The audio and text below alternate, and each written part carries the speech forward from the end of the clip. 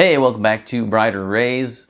We're going through a study called God Granted Me Success, which is what Jacob says to his father Isaac, which is a lie. And today we're looking at a part called The House of Lies, which I thought was a very fitting title for this part. And we're looking at 14 through 25 in chapter 27 of Genesis here. So when you live in a house of lies, there will be consequences. It's just what happens. Now let's first look at Esau's and Isaac's consequences. In these verses, we see that Jacob gets the birthright and the blessing just as God had said. Right? Hey, it all worked out. But this was all done through lies and deception, and there are consequences to be paid. We already know Esau's consequences. He is unholy and does not know God. He and his descendants will become enemies of God. But what about Isaac? He was trying to go against God. Look at what happens. He's already blind, right? He already can't see physically, which is very interesting. When Jacob brings the food to Isaac, he questions why he was able to get the food so quickly. Jacob says, because Yahweh, Jacob's God, gave him success.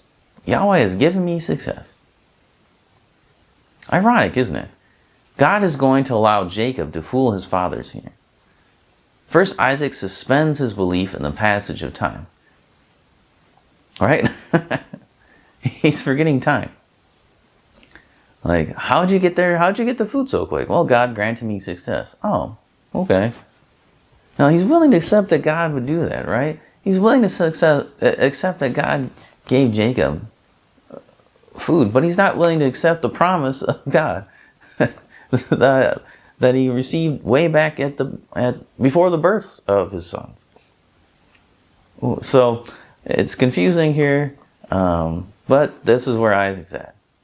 The second thing is Isaac's sense of touch is confused, right? He's confused in his ability to touch things. Did the goatskin really feel like Esau? That's my question. I mean, really? I don't know.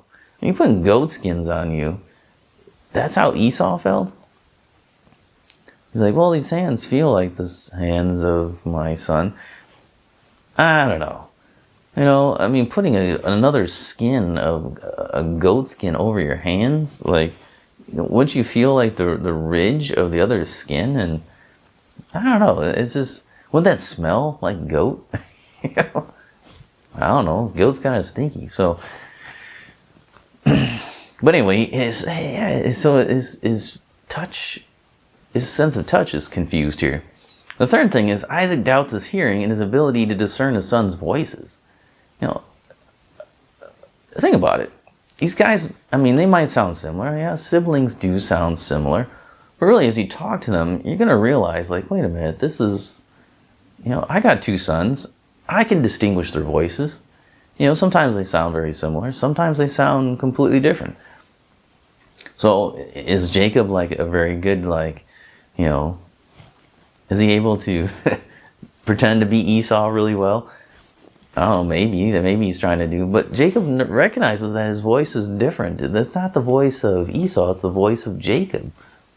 He recognizes that. But despite all the doubt that he has, despite the questioning that he has, like, wait a minute, this is not making any sense.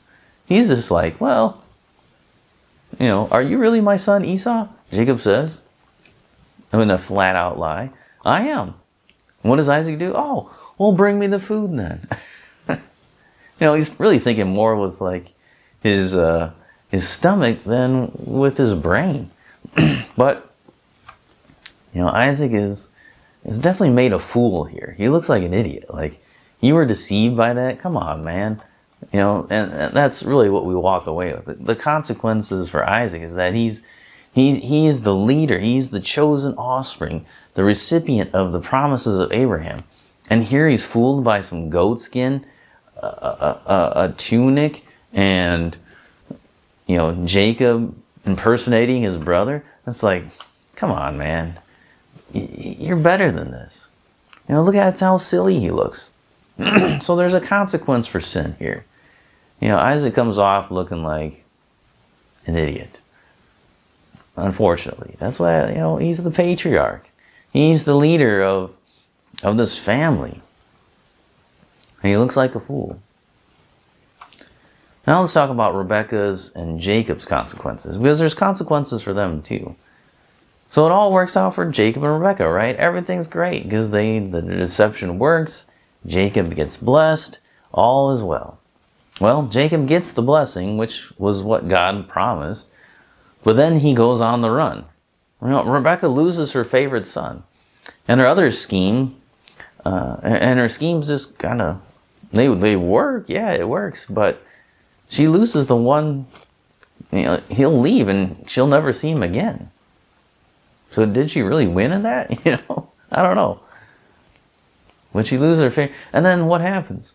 Her other son has wives that cause her bitterness. So she loses her favorite son, and then her other son marries women that just makes her life horrible. So does she win here? I don't know. Her rest of her life is having to put up with these Canaanite women. So much so that she's like, I loathe of my life. I hate my life. Not a good time. So that's her consequence for this deception that she has. Now Jacob has to leave behind everything that he gets from the blessing. For decades, he's working for another man. He's not the leader of his family. He's working for another dude. For years, the great deceiver is himself deceived over and over again. It's kind of an ironic punishment, yeah, right? The cheat is cheated over and over and over. So may we never be tempted to think that our sinful actions are excused because everything will work out in the end. We shouldn't ever use that as, well, God will work it out in the end, so I can just go ahead and do whatever I want. May we not sin so that grace has to abound. That's not the goal here, right? The goal is not to increase grace in our life because we keep sinning. That's a horrible thing to do. It shows that you're really not following God. You have a different love. It's probably yourself, but you're not doing what God wants you to do. So we need to remember this, that, yeah, sure, everything might work out, but does that excuse you from the sin and the consequence, even in this life, of those sins? No, it doesn't. So we need to be careful and live circumspectly, as they used to say, because our actions do have consequences, and they, especially for sin, our sinful actions will have consequences that we probably don't want to live with, but we will have to. God will give those to us because that's what we need. We need to learn not to do those things anymore. So never be tempted. Never use that, well, it'll work out in the end. Well, it worked out, so it must be all good. Rebekah and Jacob could have easily been like, yes, the blessing worked, so God must have approved of our deception. They would have been sorely wrong. God doesn't approve of lying, bearing false testimony. He puts that in his law. So clearly that's not something that he likes. So we need to be careful about that. And because things work out, things look like they're working out the way we want them to work out, doesn't always mean that's a good thing. Remember what Paul said in the book of Romans, that God has given the sinful world, the evil world, over to what they want. He's given them what they wanted. Given what their debased minds want. And what they get then is evil and sin and destruction and heartache and pain. Because that's what they really wanted. Whether they know it or not, that's what they were seeking after. And so God gives it to them. Here, drink the full cup. This is what you want? Take it. So, let's learn from the lesson here. Okay, all these people were sinners. Jacob and Esau, Rebekah and Isaac, they're doing things that they shouldn't be doing, and they have to pay the consequences for it. We got to remember that too. We're not going to get away with sin. Even as a follower of Christ, even as a child of God, there are consequences for our sin. So we need to take sin seriously. All right, we'll come back next time and we'll take a look at the fact that the Lord wins. Even in spite of all the sin, the Lord will win. And it's true every time.